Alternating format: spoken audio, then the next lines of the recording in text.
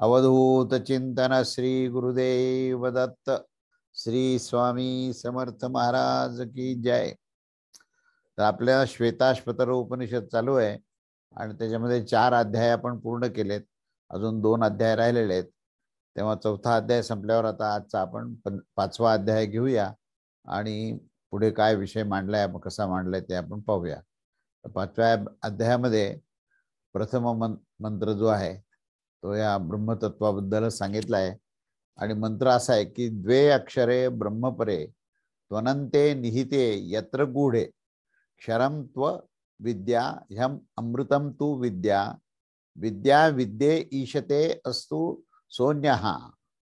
अन्वय असा आहे की यत्र ब्रह्मपरे गूढे अनंते तु अक्षरे विद्या विद्ये द्वे निहिते क्षरम तु अविद्या तु अमृतम ही विद्या तु यह विद्या विद्ये ईशते सह अन्यः।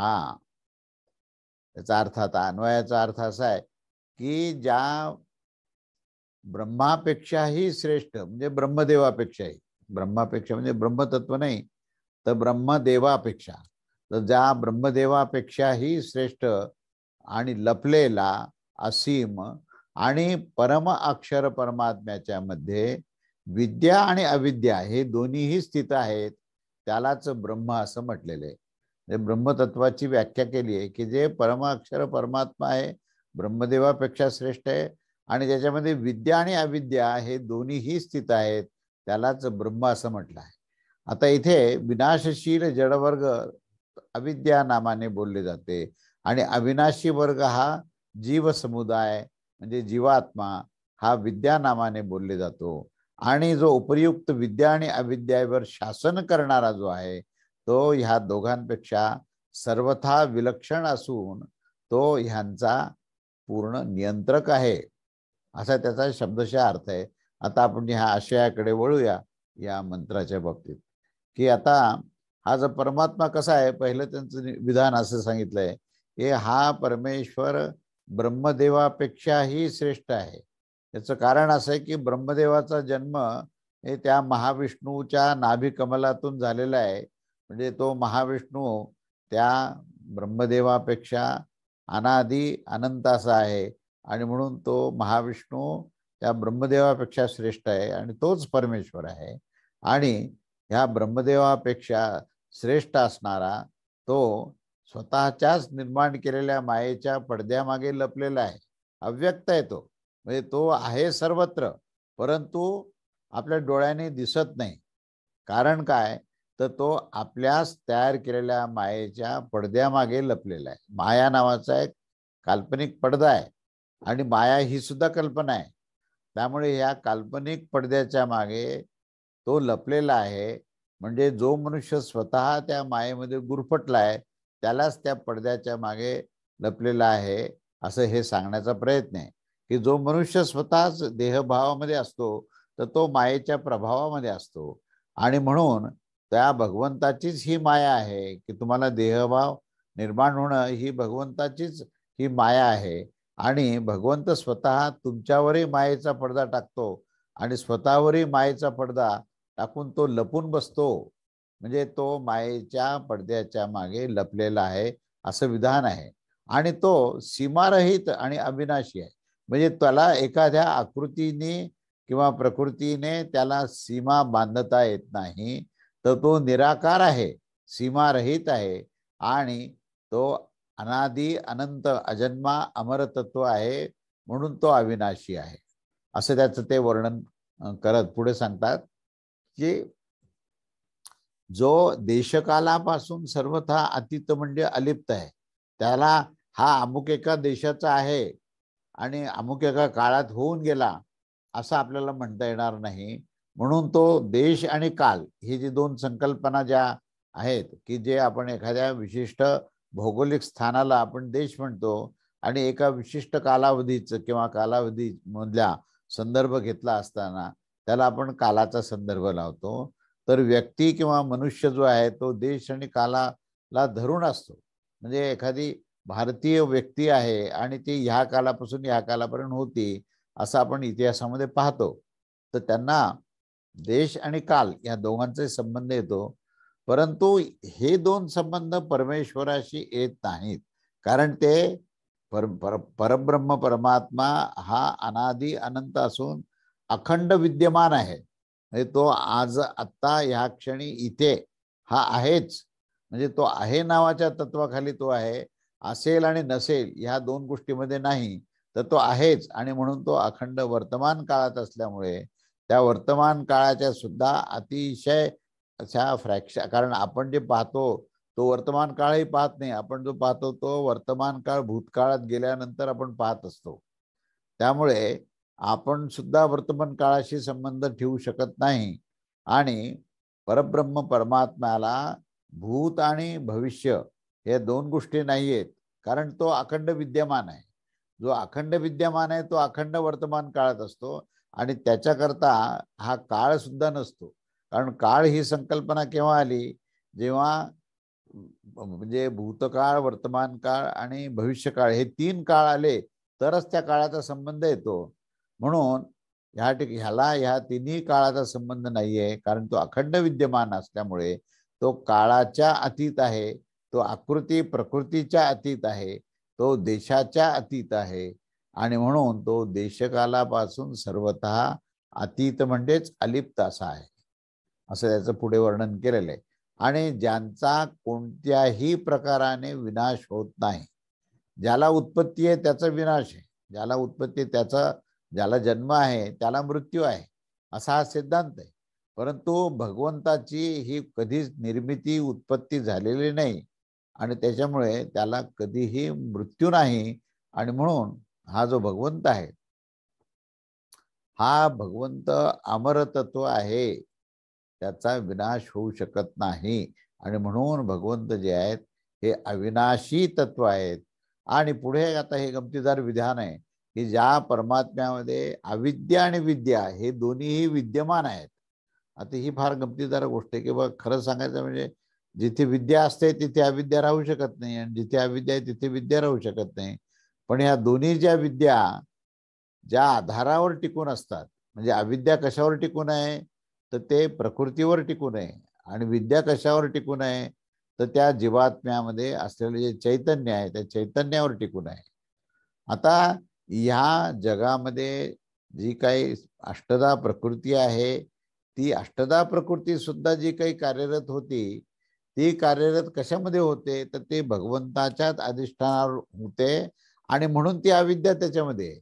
म्हणजे अविद्या असल्यामुळे तो अविद्या आहे असं म्हणता येणार नाही, किंवा तो त्याला ज्ञान नाही असं म्हणता येणार नाही.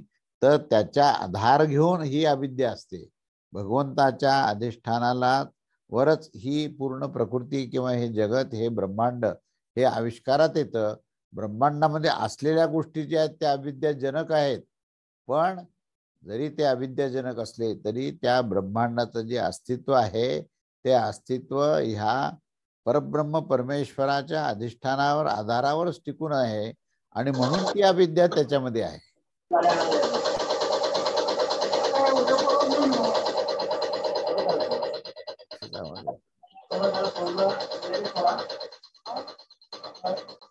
आवाज कुठून येतोय? आवाज कोणाचा कोणाचा म्हणजे ऑडिओ म्यूट केला नाही असं काही आहे? हा, ठीक आहे. तर या ठिकाणी माझा चालू आहे ना आवाज? या ठिकाणी अविद्या आणि विद्या हे दोन्हीही परमात्म्यात विद्यमान आहे. याचा अर्थ मी तुम्हाला सांगत होतो की जीव आणि जगत हे दोन्हीही परमात्म्याच्याच अधिष्ठानावर आधारावर टिकून आहेत, त्याच्याच नियंत्रणात आहेत, आणि तोच त्याचा नियामक आहे. आणि म्हणून ह्या दृष्टिकोनातून अविद्या आणि विद्या हे दोन्हीही परमात्म्यामध्येच ते विद्यमान आहेत, कारण दोन्हीही त्या परमात्म्याच्याच आधारावर टिकून असतात. तोच तो आधार आहे. म्हणजे कोणाचा आधार आहे, तर तोच पूर्ण ब्रह्म पुरुषोत्तमाचा हा आधार ह्या अविद्या आणि विद्या म्हणजेच जगत आणि जीव या दोघांनाही आधारभूत तत्व तो परमात्माच आहे. पुढे सांगितलं की ह्या मंत्रामध्ये असं म्हटलं की परिवर्तनशील, क्षीण, वृद्ध होणारे, क्षीण व वृद्धी होणारे, उत्पत्ती व विनाशशील असे जे क्षरतत्व आहे त्याला आपण अविद्या असं संबोधन केलेलं आहे. असं पुढे स्पष्टीकरण दिलंय की ज्याच्यामध्ये उत्पत्ती स्थिती लय आहे ती त्याला अविद्या असं म्हटलंय आणि त्यालाच क्षरतत्व म्हटलंय. क्षर आणि अक्षर. तर क्षर जे आहे ते जगत आहे, त्रिगुणात्मक प्रकृती आहे. अक्षर जे आहे ती अविद्या आहे.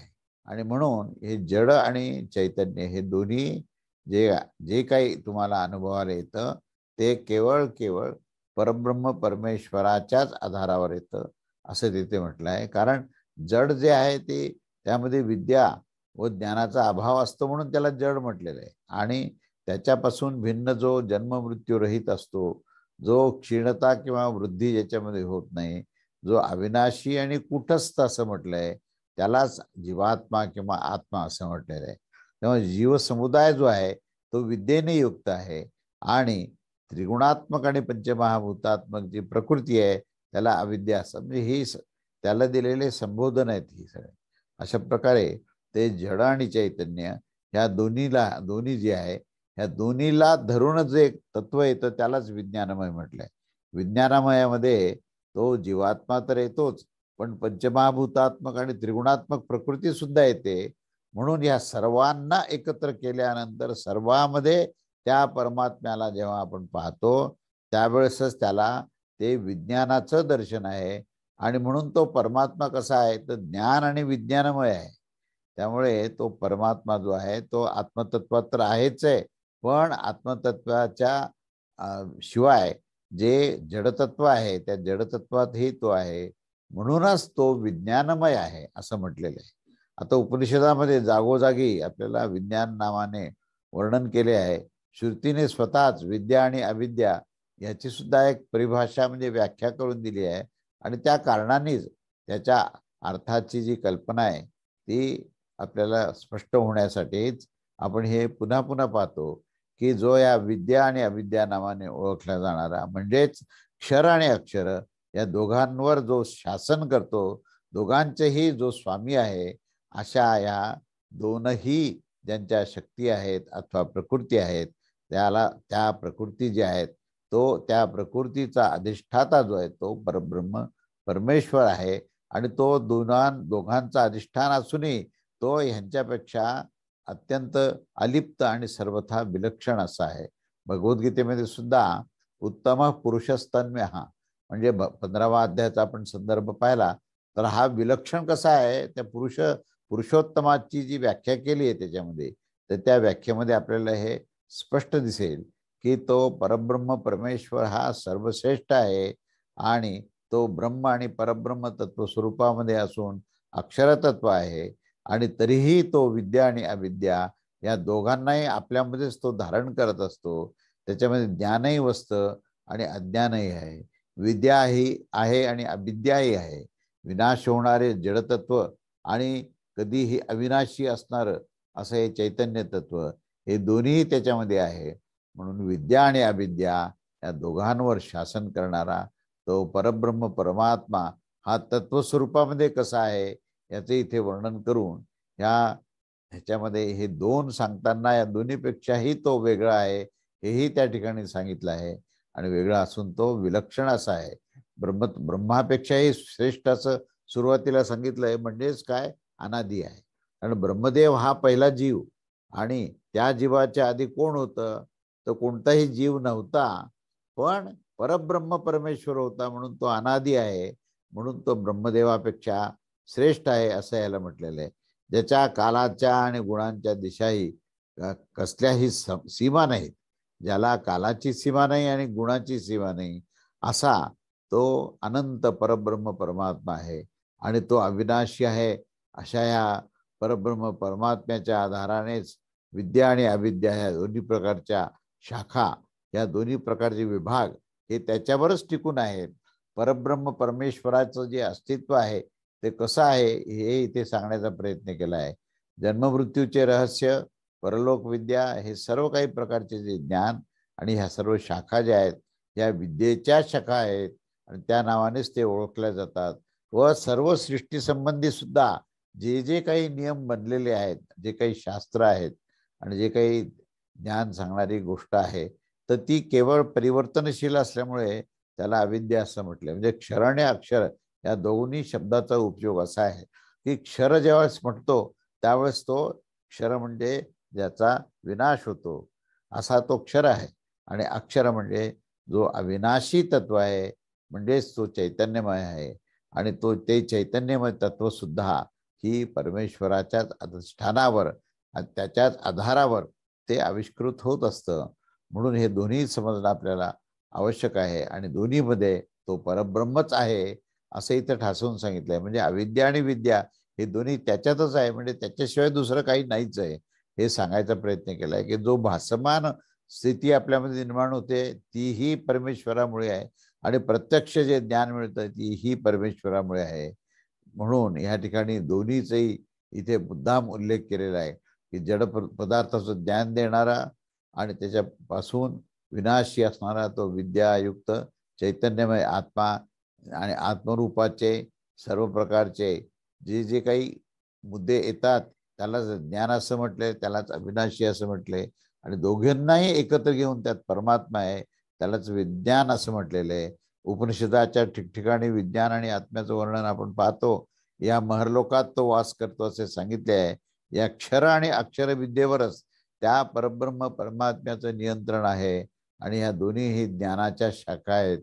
ज्याची शक्ती आहे आणि ज्याची स्वभावगत प्रकृती आहे असा तो परमेश्वर, ह्याचे स्वरूप दोन्हीपेक्षा मात्र सर्वथा अलिप्त आहे, सर्वतः तो विलक्षण आहे. आणि तो भगवद्गीतेच्या संदर्भामध्ये 15व्या अध्यायातल्या 17व्या श्लोकाप्रमाणे हे त्याचं वर्णन केलेलं आहे. आता आपण पुढचा मंत्र पाहूया. मंत्र क्रमांक 2. यो योनिम योनिम अधिष्ठ ते के विश्वानि रूपाणि योनिश्च सर्वाः ऋषिं प्रसूतं कपिलं यस्तम अग्रे ज्ञानै बिभ्रती जयमानं च पश्येत. अन्वय असा आहे की यह एकः योनिम योनिम विश्वानि रूपाणि च सर्वाः योनिः अधिष्ठति यह अग्रे प्रसूतं कपिलं ऋषिं ज्ञानैः बिभ्रति च तम जायमानं पश्येत. अन्वयार्थ असा आहे की जो एकटाच प्रत्येक योनीवर, समस्त रूपावर आणि समस्त कारणावर ज्याचं आधिपत्य ठेवत असतो, आणि जो पहिल्यांदाच उत्पन्न झालेल्या त्या कपिल ऋषीस म्हणजे त्याला हिरण्यगर्भ किंवा ब्रह्मदेव असं म्हटलंय, त्या सर्व प्रकारे त्याला ज्ञानाने पुष्ट करत असतो. आणि ज्याने त्या कपिल म्हणजे ब्रह्मा सर्वांत पहिले उत्पन्न होताना पाहिले आहे त्यालाच परमात्मा असं म्हणतात. असा जो ब्रह्मदेवाला निर्माण करणारे जे तत्व आहे तोच ब्रह्मदेव आहे. आणि त्या ब्रह्मदेवाच्याच या प्रभावाने ह्या सर्व गोष्टी आपल्याला दिसायला लागतात. म्हणजे हे सगळे ऋषीगण आणि पुढे सर्व जे देव पितर मनुष्य पशु पक्षी कीटक पतंग हे सगळे काही जे विविध प्रकारचे देह निर्माण झाले, आणि त्या प्रत्येक देहामध्ये जे जे काही भिन्न भिन्न आकृती झाल्या तयार, त्या सर्वांचे आणि त्याचे कारणरूप पंचसूक्ष्म महाभूत म्हणजे शब्द स्पर्श रूप रस गंध इत्यादी आणि समस्त तत्वांचा जो एकमात्र असा जो अधिपती आहे तोच तो परमात्मा आहे. अर्थात ते सर्वच्या सर्व त्यांच्या अधीन आहेत. ज्यांच्या सर्वांच्या प्रथम उत्पन्न झालेला तो कपिल ऋषी म्हणजे हिरण्यगर्भ ब्रह्मा सुद्धा ज्या प्रत्येक सर्गाच्या प्रारंभात जो निर्माण होतो त्या त्याला सर्व प्रकारचा ज्ञान देणारा त्याच्यापेक्षाही अत्यंत श्रेष्ठ असा तो परमात्मा आहे. आणि तो ज्यावेळेस त्या सर्गाच्या प्रारंभात सर्व प्रकारच्या ज्ञानाने तो पुष्ट करत असतो. सर्व प्रकारच्या ज्ञानाने संपन्न करून उन्नत करत असतो. म्हणजे कोणाला? त्या हिरण्यगर्भ ब्रह्माला हे ज्ञान जे दिलंय ते त्या परब्रह्म परमेश्वरानेच दिलेले आहे. तसेच ज्यांनी सर्वप्रथम उत्पन्न होत असताना हिरण्यगर्भाला ज्यांनी पाहिलंय आणि तेच असे ते सर्व शक्तिमान सर्वाधार आणि सर्वांचे स्वामी असे ते परब्रह्म पुरुषोत्तम आहेत असं त्या परमेश्वराचं वर्णन या ठिकाणी केलेलं आहे. सर्व योनी म्हणजे देह, योनी या शब्दाचा अर्थ देह, तर सर्व विविध प्रकारचे देह धारण करणारा जे जीव आहेत त्या सर्व विश्वातील सर्व आकार म्हणजे त्याच्या सुद्धा अणु रेणू आणि जी सर्व जड पदार्थ, सर्व प्रकारचे पंचमहाभूतात्मक त्रिगुणात्मक पदार्थ या सर्वांवर ज्याचं नियंत्रण आहे आणि या हिरण्यगर्भाला सुद्धा सर्वप्रथम उत्पन्न होताना त्यांनी पाहिलेलं आहे, त्याच्यासाठी हे सर्व प्रकारचे ज्ञान देण्याचं कार्य हे परब्रह्म परमात्मा करतो. आणि त्या कपिल मुनी हिरण्यगर्भाला त्यांनी उत्पन्न करताना पाहिलं आणि त्यांना सुद्धा ज्ञान दिलं त्या परमात्म्याने. तेव्हा जो सर्व जीवांचे अंतर्यामी राहून त्यांचेच विश्वातील निरनिराळ्या आकाराच्या वस्तू पदार्थ अर्थात जडावर व चैतन्यावर ज्याचे कार्य होत असते, जो सर्व कारणावर सुद्धा एकटाच प्रशासन करतो, नियंत्रण करतो आणि सुरुवातीस जो हिरण्यगर्भ निर्माण झाला त्या हिरण्यगर्भ म्हणजे कपिल महर्षी होय. असा तो निर्माण होत असताना हा परमात्मा उपस्थित होता. आणि याचाच अर्थ असा की हिरण्यगर्भाच्या आधी असल्यामुळे तो त्याच्यापेक्षाही अत्यंत श्रेष्ठ आहे. जेव्हा पंचमहाभूते नव्हती, चंद्र सूर्य तारका नव्हत्या, तेव्हा देखील परब्रह्म परमेश्वर यांचं अस्तित्व अखंड अविनाशी अशा प्रकारचं होतच त्या ठिकाणी. म्हणून हा परमात्मा अनादि अनंत असल्यामुळे सर्वश्रेष्ठ आहे आणि त्याच्यात अधिष्ठानावर ही पंचमहाभूते त्रिगुण, त्यानंतर चैतन्यमय सर्व जीवात्मा, चंद्र सूर्य तारका या सर्व काय सर्वच्या सर्व ह्या परब्रह्म परमेश्वरापासून निर्माण झालेले आहेत आणि त्याचाच तो आधारभूत तत्व आहे. अशा प्रकारचं वर्णन या ठिकाणी त्या परात्पर ब्रह्मतत्वाशी केलेलं आहे. पुढचा मंत्र बघूया. मंत्र क्रमांक 3. एकैकम जालम बहुधा विकुर्वन् अस्मि क्षेत्रे संवरत्येष देवः भूयः सृष्ट्वा पतयस्त एषः सर्वाधिपत्यम कुरुत्ये महात्मा. अन्वय असा आहे की एष देवः अस्मिन् क्षेत्रे एकैकम जालम बहुधा विकुर्वन् संवरति महात्मा ईशः भूयः तथा पतयः सृष्ट्वा सर्वाधि अपत्यम कुरुते. याचा अन्वय अर्थ असा की हा परमदेव परमेश्वर या जगताच्या क्षेत्रामध्ये आणि सर्व सृष्टी कालामध्ये एक एक जालास बुद्धी आणि आकाशादी तत्वास अनेक प्रकाराने विभक्त करून त्यांचे प्रलय कालात संहार करून टाकत असतो. असा तो महामना ईश्वर हा पुनश्च सृष्टी कालामध्ये पूर्वीप्रमाणे सर्व लोकपालांची पुन्हा एकदा रचना करतो आणि स्वतः सर्वावरच तो आधिपत्य करत असतो.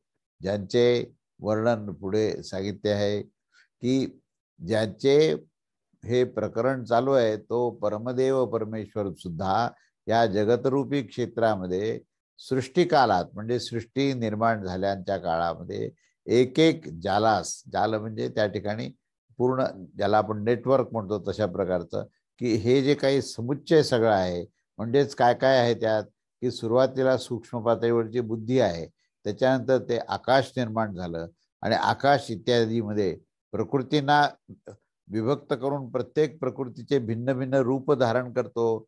नाम आणि शक्तीने युक्त करून त्यांचा विस्तार प्रलय कालाच्या मध्ये त्या सर्वांचाही तो संहारही करून टाकतो. असा तो महाना परमेश्वर पुनश्च सृष्टिकालामध्ये पूर्वीप्रमाणेच समस्त लोकांची आणि त्यांच्या अधिपतींची रचना करून स्वतः त्या सर्वांचे अधिष्ठान बनून त्या सर्वावर शासन करणारा असा तो होतो. अशा त्या परब्रह्माची लीला ही अतर्क आहे. तर्काच्या साह्याने त्याचे रहस्य आकलन होऊ शकत नाही. आपल्या इंद्रियाने किंवा मनाने बुद्धीने त्याची कल्पनाही करू शकत नाही.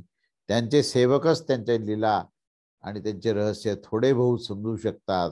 त्यांचे पार्षद, त्यांचे भक्त हे आपल्या समर्पण भावाने हे त्यांचं काही प्रमाणात आकलन करू शकतात आणि म्हणून त्याच आकलन करण्याकरता आपल्याला भाव असणं, हा परमेश्वराच्या चरणावर हा दीर्घ भाव असणं हे फार महत्वाचं आहे आणि भावानेच त्यांना थोडं बहुत आकलन करता येईल, त्यांच्या लीलांचं रहस्य थोडं बहुत आपल्याला समजू शकेल असं या श्लोकामध्ये म्हटलंय. तेव्हा हा जो परब्रह्म परमेश्वर हा विश्व पसारामध्ये एक एक धागे सोडून तोडून सुटे करत असतो आणि वेगवेगळे तो रूप देत असतो. प्रलयात संहार करत असतो तो, आणि पुन्हा तो ईश्वर पाहिल्यासारखे सृष्टी समयानुसार रचनाही करत असते. अशा प्रकारे संहार रचना या सर्व गोष्टी हे त्या परमेश्वराच्या शासनाने होत असतात असे या ऋचाचा अर्थ आहे. तेव्हा सृष्टीची रचना ही परमात्म्याने केली, त्या विविध रूपे त्याने परमात्म्याने धारण केले.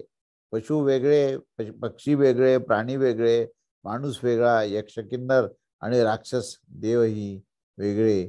काही प्रमाणामध्ये इथे दुसऱ्याही गोष्टी सांगितल्या आहेत की जलचर आणि स्थरचर आणि काही आकाशगंगा आणि आणि ह्या नाना प्रकारच्या वस्तू, नाना पदार्थ, ही जडता, हे सर्व काही त्या परमात्म्याचंच आहे, त्याचीच ही सृष्टी आहे आणि ह्याच्यामध्ये असलेले चैतन्य ही त्याचंच आहे. हा सारा सृष्टिकाल म्हणजेच ह्याच्यामध्ये त्या पूर्ण ह्या सृष्टीमध्ये हा परमेश्वरच अंतर्बाह्य भरलेला आहे. अनंत वर्षांनी पुढे प्रलय होतो, सर्वांचा संहार होतो. काही जाती, काही जीव अन्य ग्रहावर जातात, वास्तव्य करतात आणि ही ईश्वराच्या कृपेने होणारी गोष्ट आहे. प्रलय होत असते. प्रलय जर जोपर्यंत आहे तोपर्यंत तर त्याचा प्रभाव आहेच आहे, पण प्रलय संपल्यानंतर सुद्धा, म्हणजे आता आपण पाहतो जसं पाणी उतरायला लागलं की नंतर सुद्धा त्या ठिकाणी जीवसृष्टी ही पुन्हा एकदा आपलं कार्य करायला लागते. पूर्वीसारखी सृष्टी निर्माण होते, वनस्पती वाढतात, औषधे तयार होतात, फळे फुले येतात, सुगंध येतो आणि आत्मसुगंध आणि त्याच्यामध्ये एक आत्मसुगंधही असतो, म्हणजे चैतन्य हे त्याच्यामध्ये अहोरात्र असतं. जलात परत जीव वाढतात, पुन्हा सृष्टीची विकास. या ठिकाणी पूर्ण सृष्टीचा विकास कसा होतो हे सांगितलंय की येथे संहार कसा आहे, निर्मिती कशी आहे आणि ही पुन्हा पुन्हा संहार निर्मिती चक्र कसं चालू आहे यावर त्या परमेश्वर या परब्रह्म परमात्म्याचे योग्य प्रकारे त्याच्यावर शासन असतं. तो परब्रह्म परमात्मा सर्वत्र आहे, सर्वांच्या पाठीमागे आहे, जो कार्यकारण भावामध्ये आहे, तो ह्या इतर ठिकाणी तो सर्वत्र आहे असं इथे विवेचन केलेलं आहे. अशा प्रकारे हा तिसरा मंत्र आपण पाहिला. आता चौथा मंत्र पाहू आपण. सर्वादिश ऊर्ध्वम अधश्चती तत् प्रकाशय भ्राजते यद्व वन दावन एवं स देवो भगवान वरण्यो योनि स्वभावानधीति अधिष्ठित इत्येकः. यतयो अनड्वान् सर्वाः दिशः ऊर्ध्वम् अधः च तिर्यक् प्रकाशयन् भ्राजते एवं सह भगवान वरेण्यः देवाः एकः योनिस्वभावन अधितिष्ठति. आता या अन्वयाचा अर्थ असा की ज्या प्रकारे सूर्य हा एकटा समस्त दिशांना वर व खाली, इकडे व तिकडे या सर्व दिशेस प्रकाशित करत असताना तो दैदिप्यमान होत असतो, त्याच प्रकारे तो भगवंत सुद्धा भक्ती करण्यास योग्य अशा त्या परमदेव परमेश्वर हा एकटाच कारणरूपामध्ये असलेल्या आपल्या शक्तीवर सुद्धा त्याचंच अधिपत्य असतं. तो परमात्म्या सूर्याचं उदाहरण दिलंय की ह्या मंत्राचा आशय असा आहे की ज्याप्रमाणे जो सूर्य हा समस्त दिशांना वर खाली इकडे तिकडे अशा सर्वच बाजूंनी जसा तो प्रकाशित करत असतो किंवा दैदिप्यमान तो स्वतःही होत असतो, अगदी त्याचप्रमाणे हे भगवान जे आहेत हे सर्वविध ऐश्वर्याने संपन्न आणि सर्वांच्या द्वारे भजण्यास योग्य असे हे परमात्मा आहेत. आणि परमदेव परमेश्वर हे एकटेच त्या समस्त कारणरूप आपल्या भिन्न भिन्न शक्तींचे ते अधिष्ठाता असतात आणि सर्वांचे संचालक होऊन राहतात.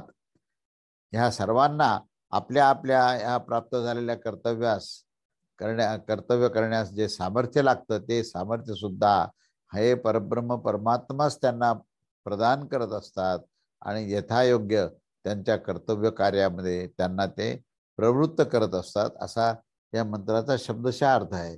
आणि त्याप्रमाणे इथे जो सांगितलेली गोष्ट सर्वात महत्वाची अशी आहे की सूर्यांची जी सूर्याची उपमा त्या परमेश्वराला दिली की सूर्य जो आहे की ज्याप्रमाणे तो वर खाली सर्व बाजूने दैदिप्यमान होत असतो, त्याचप्रमाणे हा भगवंत सुद्धा हा भक्तिकरणाला योग्य असून तो सर्वच एकटाच अंग आहे. तो ह्या आपल्या असलेल्या ह्या सर्व शक्तीवर हा तो प्रभुत्व करत असतो, असा ह्याचा निश्चित असा अर्थ आहे. तेव्हा सूर्यदेव हा उगवत वर येतो व त्याचा प्रकाश वरून खाली तसेच इकडच्या आणि तिकडच्या अशा सर्व बाजूने तो प्रकाश फेकत फेकत फेकत स्वतः दैदिप्यमान स्वरूप धारण करतो. किती बरे प्रकाश त्याच्याकडे असेल की असंख्य अमाप असा प्रकाश असेल, सर्व दिशाने सर्व असमंत भरूनही परत त्यापेक्षाही म्हणजे तो जो प्रकाश आहे तो प्रकाश सर्वत्र सर्व दिशेने असमंतात भरून राहतो आणि त्याही पेक्षा अधिक प्रकाश त्याच्याकडे पुन्हा उरतोच. कारण इतकं दिल्यानंतर सुद्धा त्याचा प्रकाश कमी होत नाही, तर तो अधिकच तेजपुंज होत असतो असे आपण पाहत असतो. आणि त्याच्याकडे त्याचं इतकं तेज असतं की आपण त्याला पाहू शकत नाही. त्याच्या तेजप्रकाशाचे साम्राज्य सर्वत्र पसरलेले असते. अगदी त्याचप्रमाणे हा प्रत्यक्ष परब्रह्म परमात्मा सुद्धा हा जे काही घडत असतं त्या प्रत्येक घडणाऱ्या गोष्टीच्या सर्व कारणावर आणि करणशक्तीवर परब्रह्म परमात्म्याचे शासन असते. तो एकटाच आहे आणि एकमेव अद्वितीय आहे. आता त्याचं कार्य हे पूर्ण ब्रह्मांडाची उत्पत्ती सगळी आहे आणि त्याची शक्ती जी आहे ती सर्वत्र कार्यरत आहे. असा तो परमात्मा ही त्याच्याच नियंत्रणाखाली हे संबंध ब्रह्मांड कार्यरत होत असल्यामुळे त्याचा तो शासक आहे, त्याचं शासन आहे. आणि ते असताना सुद्धा तो एकटाच आहे आणि एकमेव अद्वितीय आहे. अशा प्रकारचा हा भगवान परमात्मा हा अत्यंत श्रेष्ठ असल्यामुळेच त्याची भक्ती करण्यास तो अतिशय योग्य असा आहे. आणि म्हणून सर्वजनांनी त्याचे ध्यान करून त्याचे पूजन, त्याचं भजन, त्याचं मनन आणि त्याचं चिंतन करून त्या चिंतनाद्वारे भक्तीच्या द्वारे त्याची प्रार्थना करावी, जे विश्वाचे एकमेव कारण आहे असं त्याचं स्वरूप आहे. असा हा चौथा मंत्र आपण पाहिला. या सर्व याच्यामध्ये आपण एक पाहतोय की परमेश्वर कसा आहे ह्याचं वर्णन आहे. आणि हे वर्णन आपल्याला एवढ्याकरता समजून घ्यायचंय की तो आपल्या जवळ किती आहे आणि आपल्या इतक्या समीप असताना सुद्धा आपण परमेश्वराची प्राप्ती अजून झाली नाही असं म्हणतो. तर ही प्राप्ती तुम्हाला व्हावी या उद्देशाने हे सर्व वर्णन केलेलं आहे. म्हणून त्या दृष्टिकोनातून तुम्ही ह्या वर्णनाचं चिंतन करावं. तेव्हा आतापर्यंत आपण जे काही विवेचन केलं त्याच्या आशयासंबंधी आता आणखीन त्याला स्पष्ट करण्याकरता पुढचे मंत्र दिलेले आहेत की तो कसा आहे त्याचं आणखीन स्पष्ट करण्याकरता हा पुढचा 5वा मंत्र आहे. यच्च स्वभावं पचती विश्वयोनिहि पाच्याश्च सर्वान् परिणाममयेद्यः सर्वभेद अद्विश्वम अतिष्ठति तेके इत्येके गुणाश्च सर्वान्वि नियोजयेद्यः. अन्वय असा आहे की यत विश्वयोनिहि च स्वभावं पचती च यह सर्वान् पाच्यान् परिणामयेत यह एकः सर्वान् गुणान् विनियोजयेत च एतत् सर्वं विश्वम अधितिष्ठति. आता याचा अन्वय अर्थ आपण पाहू. ह्या अन्वयाचा अर्थ असा आहे की जो सर्वांचं परमकारण आहे आणि समस्त तत्वाच्या शक्तिरूपी स्वभावास आपल्या संकल्परूपी तपाने परिपक्व करत असतो आणि तसेच जो समस्त शिजवलेल्या पदार्थास नाना रूपाने परिवर्तित करत असतो आणि जो एकटाच सर्व गुणास म्हणजे जीवमात्रामध्ये यथायोग्यपणे संयोगाने युक्त करत असतो, तसेच या समग्र विश्वाचे शासन करत असतो, तोच हा परमात्मा आहे. म्हणजे त्याला आणखीन स्पष्ट करून सांगितलंय की तो परमात्मा कसा स्वरूप आहे त्याचं, तो कारण स्वरूपामध्ये अधिष्ठानात तो कसा आहे आणि तो स्वभावामध्ये आविष्कारात कसा आहे, या दोन्हीच्याही बाबतीमध्ये इथे वर्णन केलं आहे.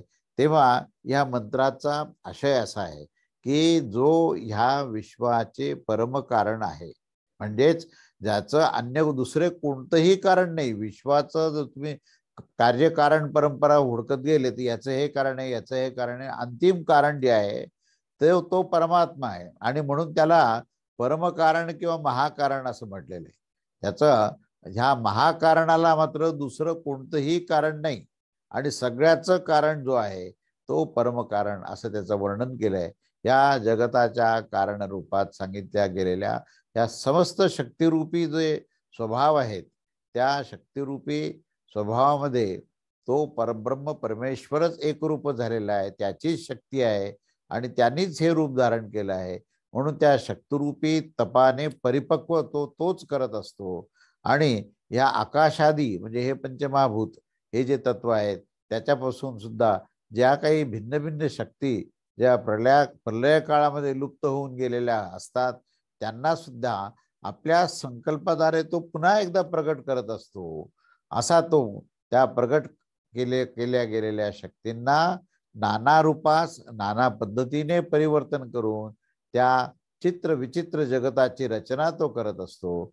आणि सत्व रज आणि तम या तीन गुणांचा आणि त्यांच्यापासून उत्पन्न झालेल्या पदार्थांचा जीवांच्या बरोबर त्यांच्या कर्मांच्या अनुसार यथायोग्य संबंध स्थापित करत असताना त्या त्या प्रकारचे त्याला ते सर्व त्याला तशा प्रकारचे देह देऊन पुन्हा एकदा ती व्यवस्था तो निर्माण करतो. असा हा तो एकटाच ह्या संपूर्ण जगताची सर्व व्यवस्था निर्माण करून त्यांच्यावर तो शासन करतो. हे पूर्वमंत्रात आपण सांगितलं आहे. तेव्हा असा तो सर्व शक्तिमान परब्रह्म परमात्म्याचं हे स्वरूप हे अशा प्रकारचं आहे. तेव्हा ह्या परमेश्वराचं इतकं विशाल आणि इतकं सूक्ष्म त्याचं वर्णन आहे आणि तो कारण स्वरूपामध्ये कार्यस्वरूपामध्ये आणि अंततः परमकारण रूप कसा आहे याचं इथे वर्णन केलंय की तो सर्व विश्वाचं एकमेव कारण सांगितलंय आणि आपल्या स्वभावामुळे त्या तत्वाच्या शक्तीला जो पूर्णत्व प्रदान करतो, त्याला परिपक्वता देतो आणि पचन होत असताना सुद्धा पिकणाऱ्या पदार्थामध्ये त्याचं परिवर्तन करतो, त्याला परिपक्व करून तो पचवण्याच्या दृष्टीने तुम्हाला देतो, जो सर्व गुण व सर्व सजीवांना यथायोग्यपणे हे सर्व पुरवत असतो आणि अशा प्रकारे त्या विश्वाचं तो जो शासन करतो, असा तो परब्रह्म परमात्मा आहे, असा ह्या रुचेचा अर्थ आहे. तेव्हा विश्वातील सर्व प्रकारचे जे योनी म्हणजे विविध देह जे आहेत आणि त्यांचे जे विविध स्वभाव आहेत ते सुद्धा हे परमेश्वरच तयार करून त्यांना पूर्णत्व प्रदान करण्याच्या दिशेने तो करत असतो. ज्याप्रमाणे आंब्याचं फळ हे आधी कच्चं असतं त्यावेळेस हिरवं असतं, पण हळूहळू त्याची ती चव जी आहे पहिल्यांदा आंबट असते आणि नंतर मात्र हळूहळू गोड होते, म्हणजे ती परिपक्वता होते आणि रंगही पहिल्यांदा हिरवा असतो तो केशरी पिवळा आणि त्याचा त्याचा स्वभाव सुद्धा हा पहिल्यांदा हा जो आंबट असतो तो गोड स्वभाव होतो. स्वभावाने मिरची सुद्धा तिखट असते आणि ऊस गोड असतो. असे हे भिन्न भिन्न स्वभावाचे पदार्थ आपण पाहतो. तेव्हा या सर्व सजीवांना नाना प्रकारचे गुण हा परमात्माच देत असतो.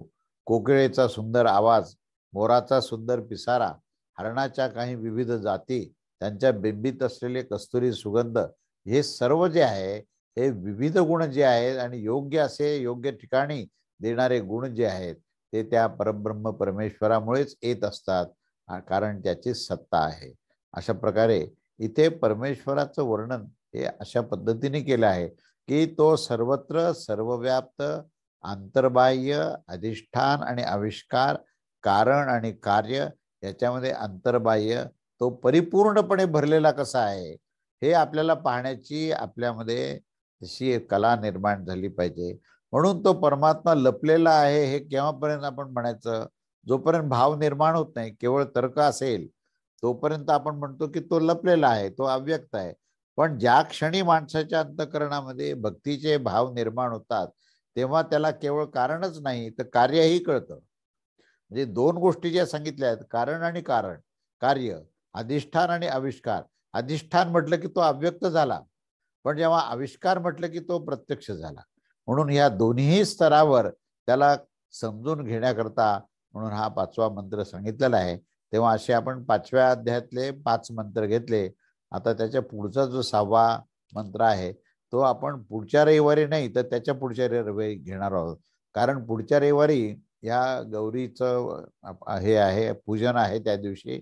आणि गौरी पूजनाच्या दिवशी सगळ्यांनाच आपापल्या घरी हे गौरी पूजनाचं सगळं कार्यक्रम करावा लागतो.